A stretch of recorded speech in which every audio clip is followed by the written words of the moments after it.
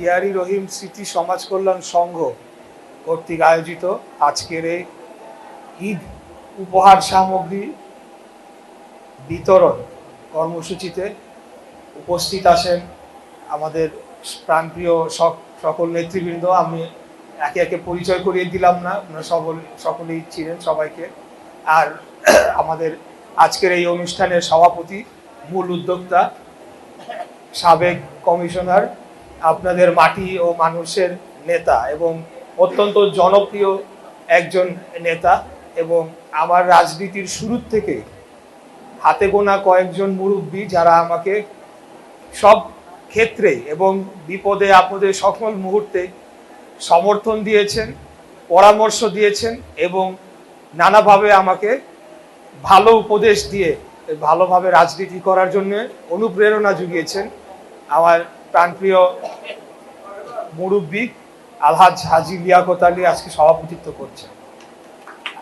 ওনার এই কর্মকাণ্ড আমি রাজনীতি করার শুরু থেকেই উনি আমাকে সম্পৃক্ত করেছেন, এবং যখন নাকি বিএনপির আমরা যারা ছিলাম কোনো ধরনের রাজনৈতিক বা সামাজিক কর্মকাণ্ড আমরা করতেই পারতাম না, উনি নিজেই বলেছেন যে আজকে আপনারাও জানেন যে 15 বছর পর আজকে এই প্রোগ্রামটি এখানে এইভাবে হচ্ছে।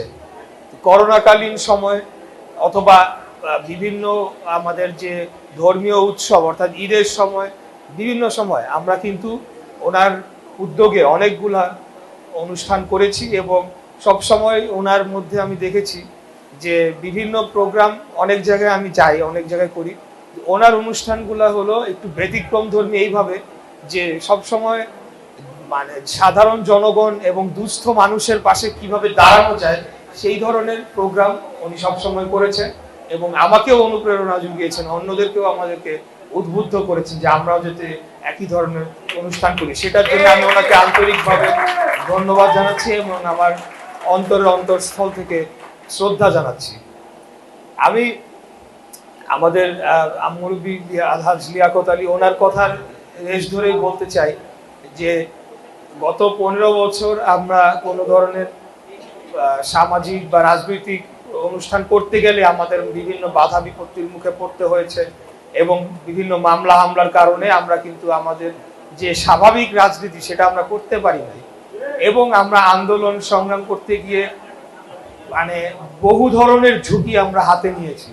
আমি সব বলবো না, আমি শুধু আমাদের আজকের যে সভাপতি ওনার একটা ঘটনা আপনাদেরকে বলতে চাই, আপনাদের জানা উচিত যে 7ই জানুয়ারি যেদিন দামি নির্বাচন হয় তার 2 দিন আগে অথবা আগের দিন, আগের দিন তখন আমরা একেবারে আপনারা জানেন যে ঢাকা শহরে মানে 10 কদম হাঁটলে পুলিশ, 10 কদম হাঁটলে র্যাব, 10 কদম হাঁটলে বিজিবি, এইভাবে করে একেবারে মানে বাংলাদেশ ঢাকা শহরকে পুরো একদম কারফিউর মতো অবস্থা করে রেখেছিল, কিছুই করা যেত না।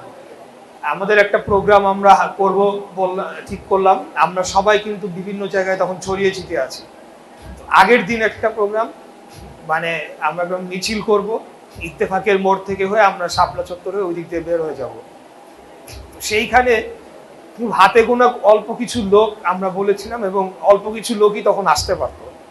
সেখানে আমাদের আলহাজ লিয়াকত আলী, আপনাদের সকলের মুরব্বী, উনি কিন্তু উপস্থিত ছিলেন, যেভাবে হোক উনি উপস্থিত ছিলেন। এই বয়সে এই শারীরিক কোনো তখন অনেক আমরা দেখেছি যে ইয়াং যারা রয়েছে তরুণ প্রজন্ম তারাও কিন্তু সাহস করে নাই, এটা যেটা বাস্তব সত্য, তারাও বিভিন্ন অনুষ্ঠান করার জন্য সাহস নিতে পারে নাই, আমরা ডাকলেও পাই নাই।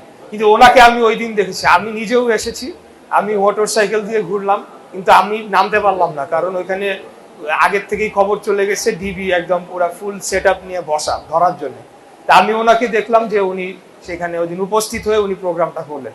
এর অনেকেই করছেন, আমাদের কাদের চাচা করছেন, টিপু চাচা, ওনাদেরকে আমি সব সময় দেখছি। কাদের চাচা তো পরে র্যাব তাকে অ্যারেস্টই করে নিয়ে গেল, এবং তাকে মানে রিমান্ডে নিয়ে একদম ওই শারীরিক অসুস্থতার মধ্যে কি নাজেহালটা না করলো। টিপু আঙ্কেল উনিও এই পুরা আন্দোলনের সময় উনি নিজে থেকে বিভিন্ন প্রোগ্রামগুলো করলো।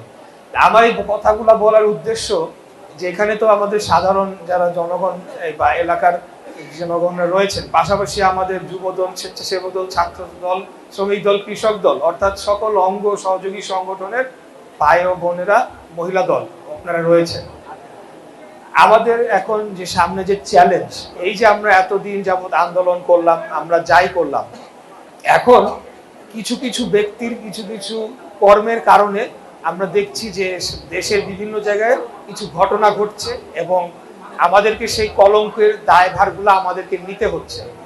আমার কথা হলো এই যে এটাও সত্যি যে গত 15-16 বছর মিডিয়াকে এমনভাবে হাসিনার সরকার কুক্ষিগত করে রেখেছিল, সেটার কিন্তু পরিবর্তন তেমন করা যায়নি, ওটা ওই জায়গাতেই রয়ে গেছে।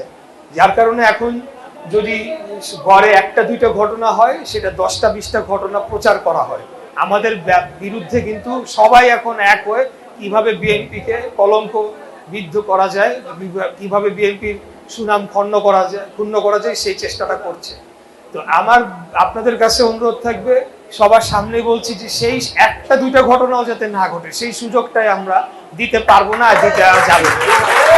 আমরা কোনো ধরনের চাঁদাবাজ যারা দোকান থেকে চাঁদা উঠায়, ফুটপাতে অবৈধ দোকান দিয়ে সেখান থেকে চাঁদা উঠায়, বাজার থেকে চাঁদা উঠায়, বিভিন্ন অবৈধ ব্যবসার থেকে চাঁদা উঠায়, যারা মাদক ব্যবসায়ীদেরকে প্রশ্রয় দেয়, আশ্রয় দেয় বা নিজেরাই মাদকের সাথে জড়িত, এবং আরো অন্য যে কোনো ধরনের অপরাধমূলক কর্মকাণ্ড, সেখানে যদি আমাদের দল বা অঙ্গ সহযোগী সংগঠনের কেউ জড়িত থাকে, যুক্ত থাকে, সরাসরি অথবা পিছন থেকে আমরা যদি এটা জানতে পারি, আমরা কিন্তু তাকে আর, আমাদের নেতা বলেছে, দলে রাখবো না।